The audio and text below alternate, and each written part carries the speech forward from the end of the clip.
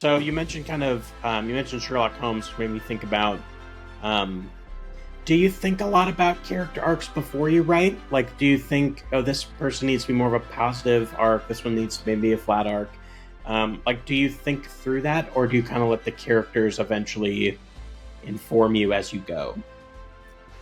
My characters are kind of like angry toddlers. Mm, So I have an idea laid out for them, and I think it's a great plan. And I type up nice spreadsheets and I go over the notes with them, and then we start writing, and they do the opposite. So sure. it's kind of, I found that some of them have stayed pretty true to how I initially envisioned them.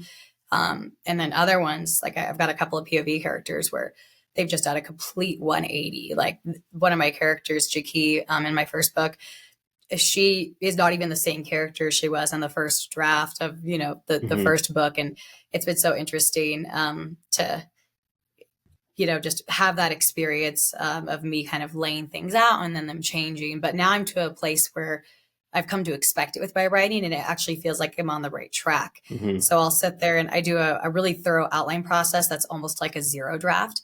So by the time we get around to actually drafting it, it's more like a second draft. And at that point, it usually starts deviating quite a bit, but it feels right. And I feel like I can handle it better because I had an initial roadmap. Hmm. Kind of like one of those things where, if you know the rules, you can break them. And for me, if I know where I thought the story and the characters were going, I feel more comfortable when it's time to deviate. And then I really trust that that is where the story wants to go because it's happening Yeah. organically. Do you mind if we do a little deep dive on that? So, like, Sure. how do you go about those detailed outlines? Like, where do you start, and then how do you actually go about doing that? So I started by researching just a lot of what, you know, the like writing books would suggest. I found like, I think it's Jerry Jenkins had like the snowflake outline approach. And then I read Save the Cat. The Gotham Writers Workshop had another one. And I just read like a lot of different people's approaches, like Stephen King's on writing. I have so many craft books and they all tell you different things. Hmm. So it was kind of a crapshoot at first uh, to figure out my outline process.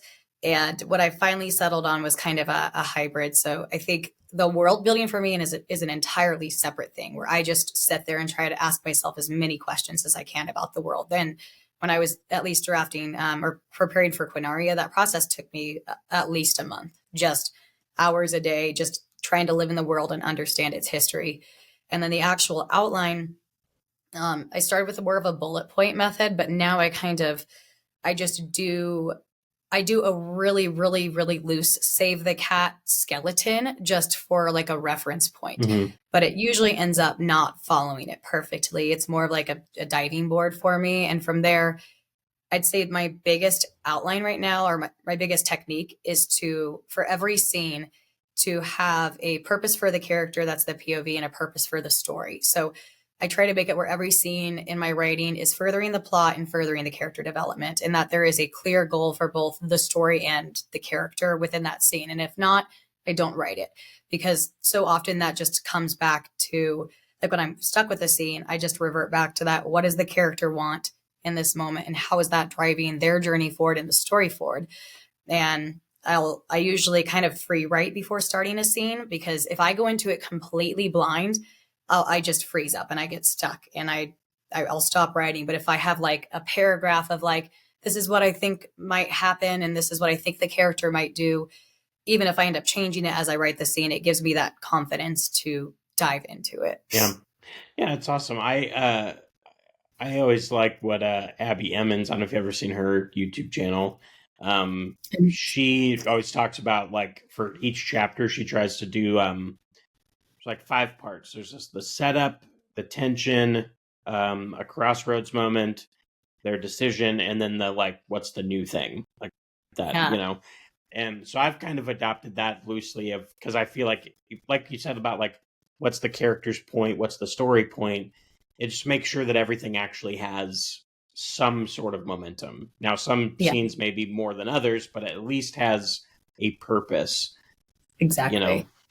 Yeah, there should always be something. I feel like there should always be something gained. And it doesn't have to be like huge, not every scene needs to be a crazy battle or an emotional blow up, but just having something that's changing within the character or within the story, or ideally both, because I think that's my biggest fear is I don't like getting bored in stories and in movies. So I really try to make sure that everything has relevance and, that it's furthering something along. Chris Nolan is kind of my idol as a director when it comes to that, because his stories are so, they're cut of everything that doesn't matter. And I love that because I think it just makes everything richer. And I think you can have like any kind of fluff or extra boosting in the scene and still have that point, kind of underlying it all. But when that's lost, it just, I think the scene falls flat. So the only time I really go in and just kind of randomly free write is when I'm just trying to get into a character voice or something. But those scenes almost never go into my book because they're just literally crazy meanderings of a character in an irrelevant situation.